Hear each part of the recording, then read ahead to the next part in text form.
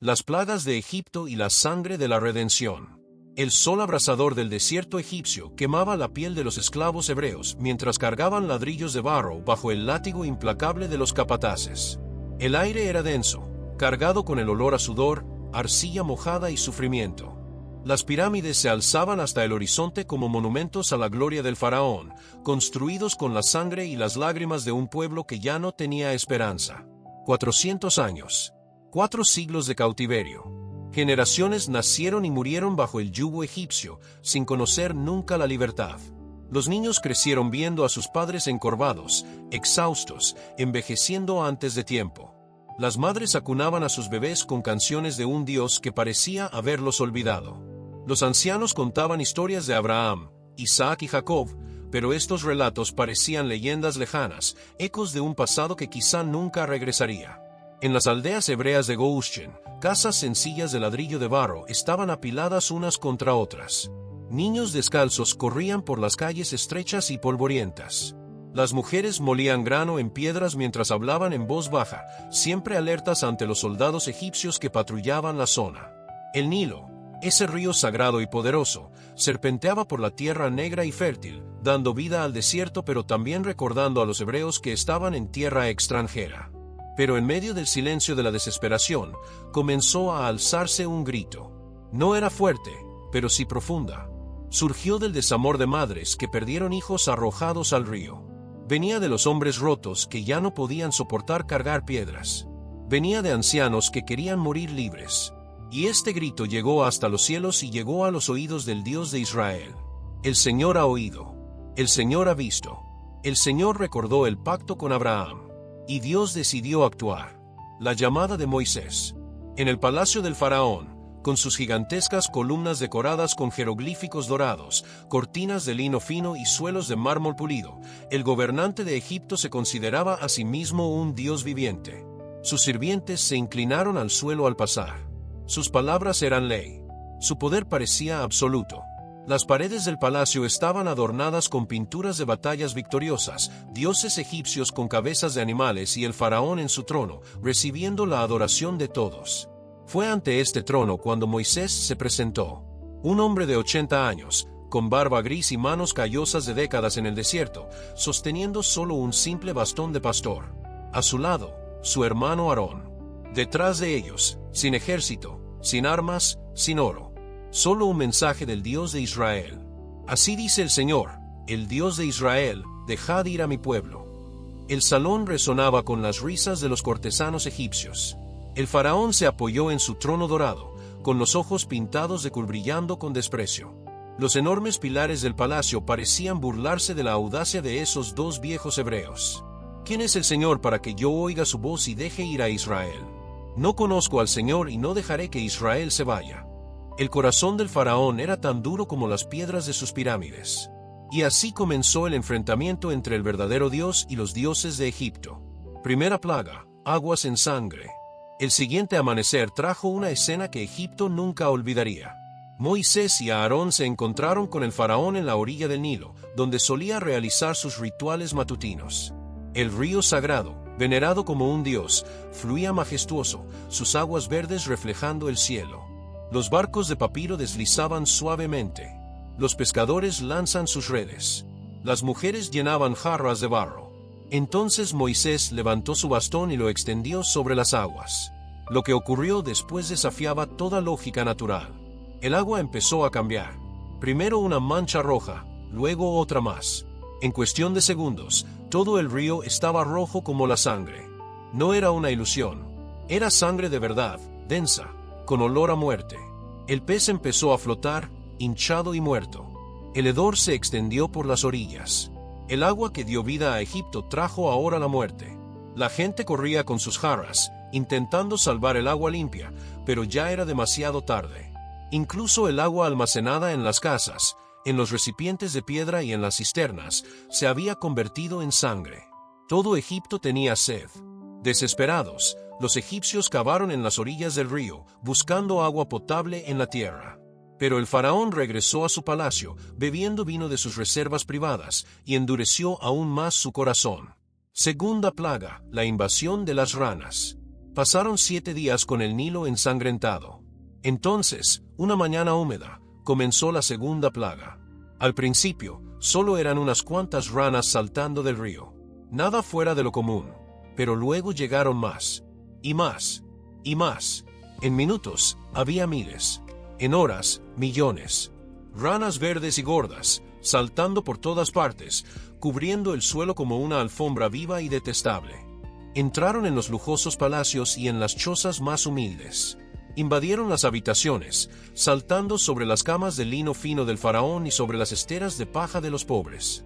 Entraron en los hornos donde las mujeres horneaban pan, quemándose vivas pero siendo reemplazadas por cientos más.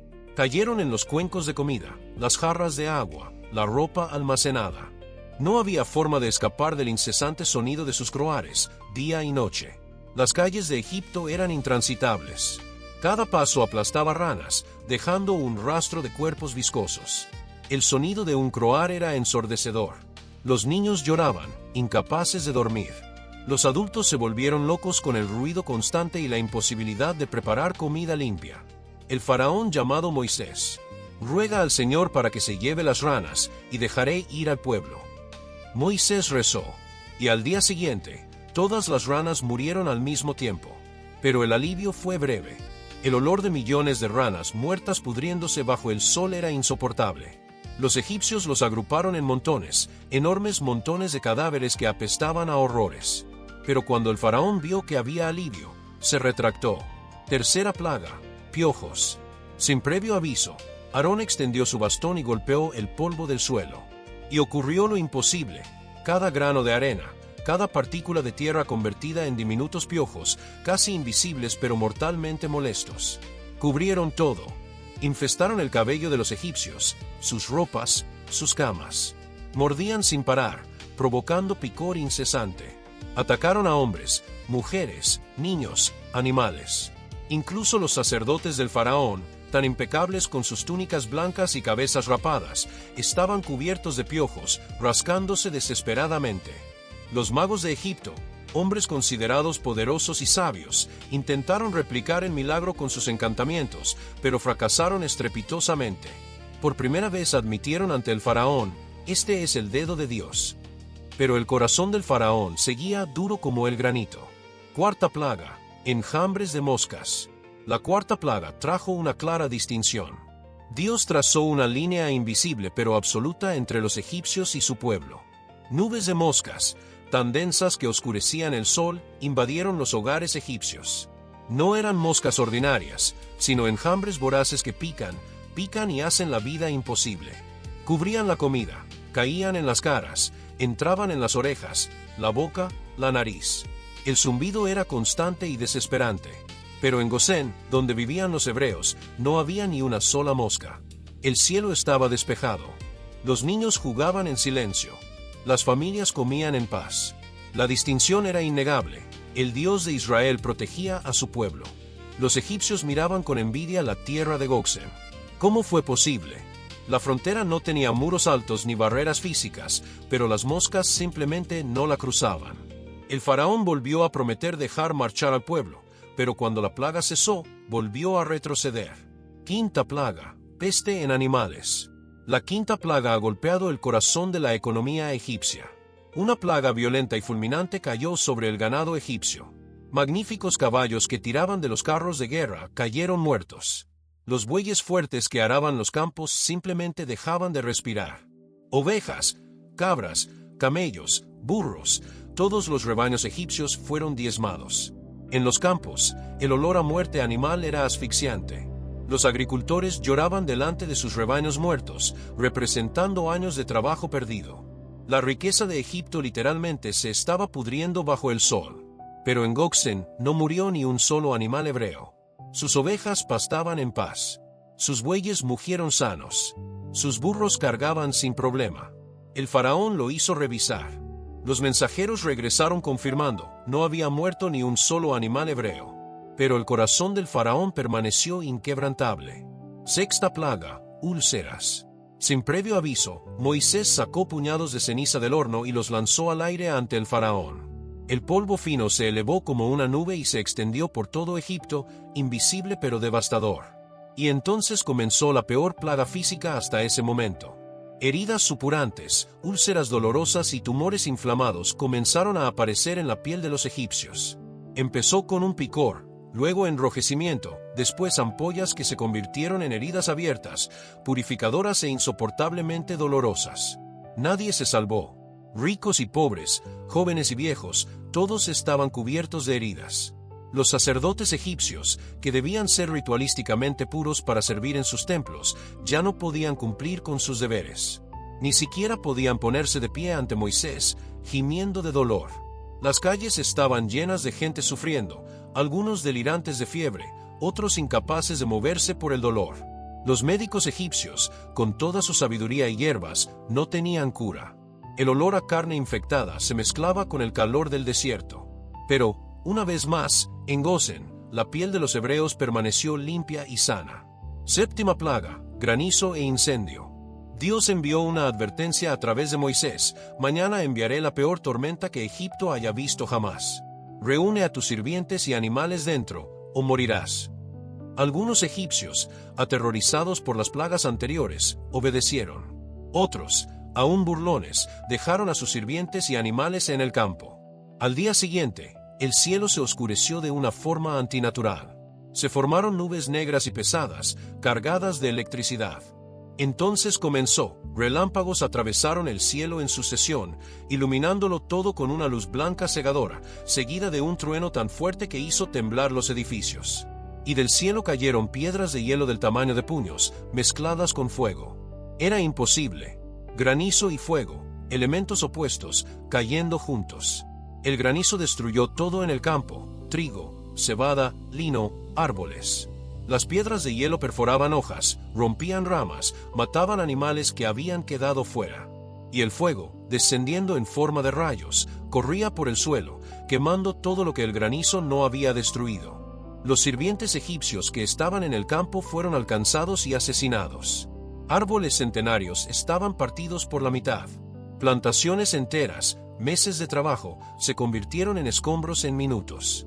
La tormenta rugió durante horas, convirtiendo los campos verdes de Egipto en un desierto destrozado. Pero en Gosén no cayó ni un solo granizo. El cielo estaba despejado, los cultivos intactos, los niños jugando en silencio mientras veían, a lo lejos, la destrucción en territorio egipcio. El faraón, aterrorizado, llamó Moisés. He pecado. El Señor es justo. Yo y mi gente somos impíos. Rezad para que cesen los truenos y el granizo. Moisés rezó. La tormenta cesó al instante. Pero cuando el faraón vio que cesaban la lluvia, el granizo y el trueno, volvió a pecar y endureció su corazón. Octava plaga, langostas. Si te niegas a dejar ir a mi pueblo, dijo Moisés, mañana traeré langostas a tu territorio. Los consejeros del faraón, por primera vez, tuvieron el valor de enfrentarse a él. ¿Cuánto tiempo será este hombre una trampa para nosotros? Deja ir a la gente. ¿No ves que Egipto está arruinado? Pero el faraón, terco, volvió a negarse. Al día siguiente, un viento del este sopló sobre la tierra. Era caliente, seco, persistente, y trajo consigo algo que ocultaba el cielo: langostas. No decenas, ni miles, sino miles de millones de ellos. Nubes vivas de insectos que oscurecían el sol. Descendieron sobre Egipto como una avalancha. El estrépito de sus alas era ensordecedor. Cuando aterrizaron, cubrieron todo: casas, calles, campos. Y empezaron a comer. Se comieron lo poco que quedaba de la tormenta de granizo. Se comieron cada hoja verde, cada brote, cada fruto. Incluso comían la corteza de los árboles. En cuestión de horas, la tierra ya devastada estaba completamente desnuda, marrón, muerta. Los egipcios miraban horrorizados sus campos vacíos. La hambruna era inevitable. Egipto, que fue el granero del mundo antiguo, ahora no tenía nada que plantar. Todo estaba perdido. El faraón, asustado, llamó a Moisés con prisa. He pecado contra el Señor tu Dios y contra ti. Perdona mi pecado solo una vez más. Moisés rezó. Un violento viento del oeste sopló y arrastró a todas las langostas al Mar Rojo. No quedó ni una sola. Pero el corazón del faraón, inexplicablemente, se endureció una vez más. Novena plaga, oscuridad. Esta vez no hubo aviso. Moisés simplemente extendió la mano hacia el cielo, y la luz desapareció. No era de noche, no eran nubes. Era una oscuridad sobrenatural, palpable y opresiva. Era como si alguien hubiera borrado el sol, la luna y las estrellas al mismo tiempo. Los egipcios no podían ver su propia mano delante de sus caras. No podían ver a sus familiares a su lado. La oscuridad era tan densa que parecía tener peso, presión física. Durante 3 días, nadie se movió de donde estaban. Era imposible orientarse en la oscuridad absoluta. La gente quedó paralizada donde estaba cuando cayó la oscuridad. Los niños lloraban, aferrados a sus padres. La gente gritaba en el vacío, oyendo solo ecos de sus propias voces.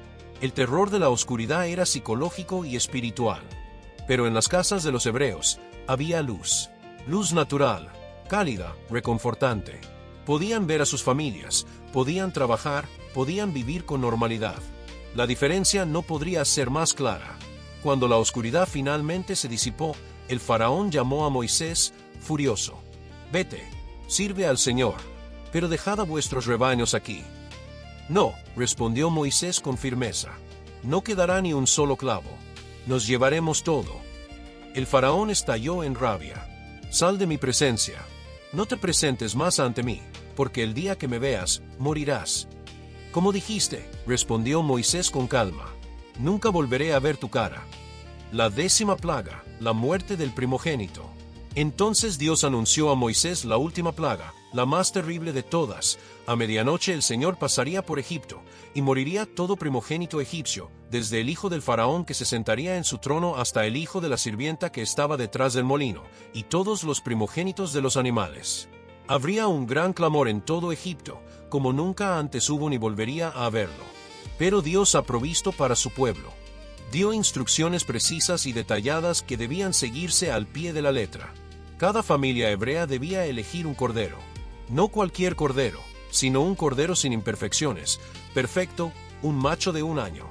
Este cordero iba a ser examinado durante 4 días, viviendo con la familia, para asegurarse de que estuviera impecable. El 14º día del mes, por la tarde, cuando el sol comenzaba a ponerse sobre Egipto, cada familia debía sacrificar a su cordero. Fue un momento solemne y sagrado. El cordero, que había sido cuidado y vigilado, ahora daría su vida. Y luego llegó la parte crucial. La sangre de cordero debía recogerse en una palangana y aplicarse en los marcos de las puertas, los laterales y la parte superior, con una ramita de hisopo. La sangre debería ser visible desde fuera, una señal roja clara, imposible de ignorar. Dentro de las casas, las familias debían asar el cordero y comerlo a fondo, con pan sin levadura y hierbas amargas, preparado y listo para salir, con sandalias en los pies y bastón en mano. Era una comida de liberación. Y Dios hizo una promesa solemne: cuando vea la sangre, pasaré por encima de ti. La noche de Pascua. Al ponerse el sol esa noche, una atmósfera densa cubría tanto Egipto como Goxen. Los hebreos se movían en silencio, obedeciendo cada detalle de las instrucciones divinas. Los padres sostenían corderos que llevaban 4 días con sus familias. Los niños acariciaron a los animales por última vez, sin entender del todo lo que estaba pasando. Luego, al mando, se sacrificaban los corderos. Sangre pura, inocente, derramada. Con ramas de hispo, los hombres humedecieron la sangre y la frotaban cuidadosamente en los marcos de las puertas. La sangre roja brillaba a la luz de las lámparas, corriendo por la madera. Fue un acto de fe radical. No había lógica humana en esto, solo obediencia a Dios. ¿Por qué hacemos esto, papá?, preguntaron los niños. Y los padres respondieron, como Dios había instruido: es el sacrificio de Pascua al Señor, que pasó por encima de las casas de los hijos de Israel en Egipto, cuando golpeó a los egipcios y liberó nuestras casas. Las familias se reunían dentro de casas marcadas por la sangre. Las puertas estaban cerradas. Nadie debería irse hasta el amanecer. La comida fue servida, el cordero asado, el pan sin levadura, las hierbas amargas que le recordaban el sufrimiento de la esclavitud. Afuera, las calles de Goxen estaban en silencio. Cada puerta tenía una luz roja. Cada familia estaba protegida por la sangre. Pero en Egipto, las casas no tenían sangre. En las mansiones de los ricos y en las chozas de los pobres, en las casas de los sacerdotes y en los palacios, no había señales de protección. Llegó la medianoche, y el ángel de la muerte pasó por la tierra. No hubo ruido, no hubo aviso. Pero en todas las casas egipcias sin sangre, el primogénito simplemente dejaba de respirar. El hijo mayor del faraón, heredero al trono, murió en su lujosa cama de lino y oro. El hijo mayor del prisionero en la oscura mazmorra murió encadenado. Jóvenes fuertes, niños pequeños, bebés en brazos de sus madres, todos los primogénitos egipcios murieron esa noche. Comenzaron los gritos. Primero uno, luego otro, luego cientos, miles. Un clamor colectivo de dolor inimaginable se extendió por Egipto. Las madres abrazaban cuerpos sin vida. Los padres cayeron de rodillas, incrédulos. No había casa donde no hubiera un muerto. El propio faraón despertó y encontró a su hijo muerto. El hombre que se consideraba un dios, que tenía poder sobre millones, no pudo salvar a su propio hijo. Cayó junto al cuerpo y, por primera vez, su corazón de piedra se rompió. Sus gritos se unieron al coro de lamentos que cubrió la nación. Pero en las casas marcadas por la sangre dentro de Goshen, había paz. Los hebreos escucharon los gritos lejanos de los egipcios, pero dentro de sus hogares, sus hijos dormían tranquilos. Primogénitos sanos, protegidos y vivos. La sangre había marcado la diferencia. La sangre en las puertas era la barrera entre la muerte y la vida. No fue su bondad lo que les salvó. No eran sus obras. Era la sangre. Solo la sangre.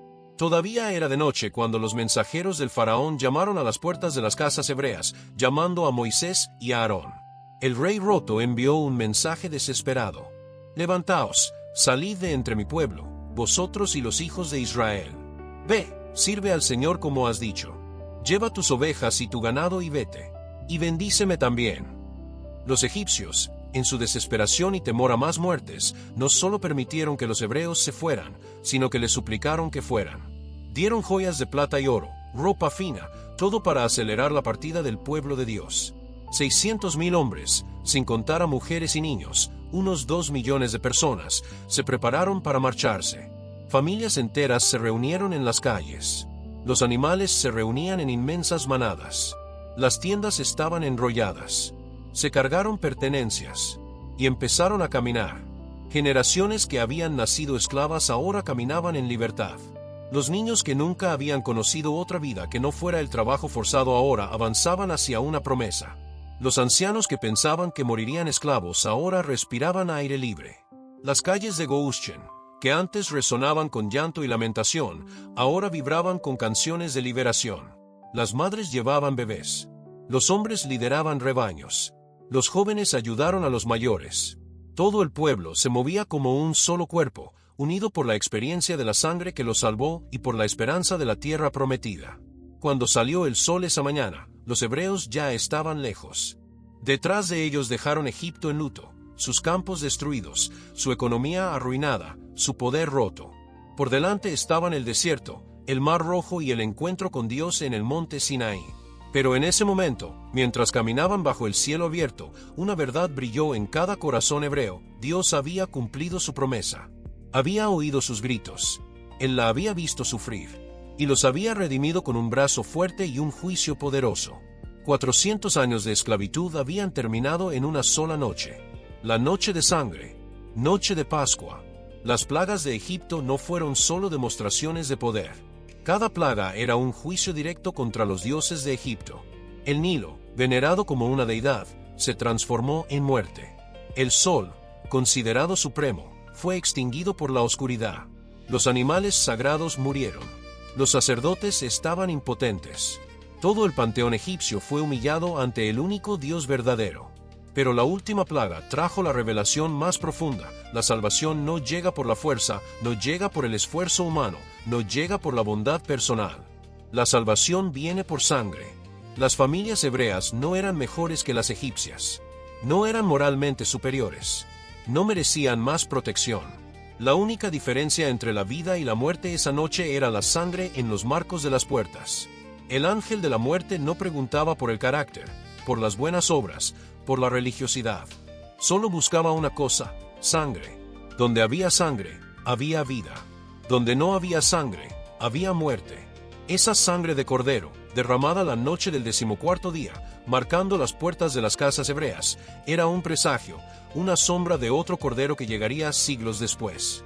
Un cordero sin mancha, que sería sacrificado para que su sangre marcara no las puertas de madera, sino los corazones humanos. Un cordero cuya muerte traería no solo la liberación de la esclavitud física, sino también la redención de la esclavitud del pecado y la muerte. Egipto aprendió, de la forma más dolorosa posible, que hay un Dios que ve, que escucha, que actúa y que no puede ser ignorado. Aprendió que la opresión de los inocentes no pasa desapercibida. Aprendió que la dureza del corazón tiene consecuencias. Y el pueblo de Israel aprendió que su Dios es fiel, poderoso y que cumple sus promesas. Aprendió que distingue entre su pueblo y entre los demás. Aprendió que la protección se da a través de la obediencia y la sangre. En aquella noche de Pascua, bajo la sangre del Cordero, Israel fue redimido. Y esa redención resonaría a lo largo de los siglos, recordando a cada generación que Dios libera, Dios protege y Dios salva. La sangre marcó la diferencia entonces. Y la sangre sigue marcando la diferencia hasta hoy.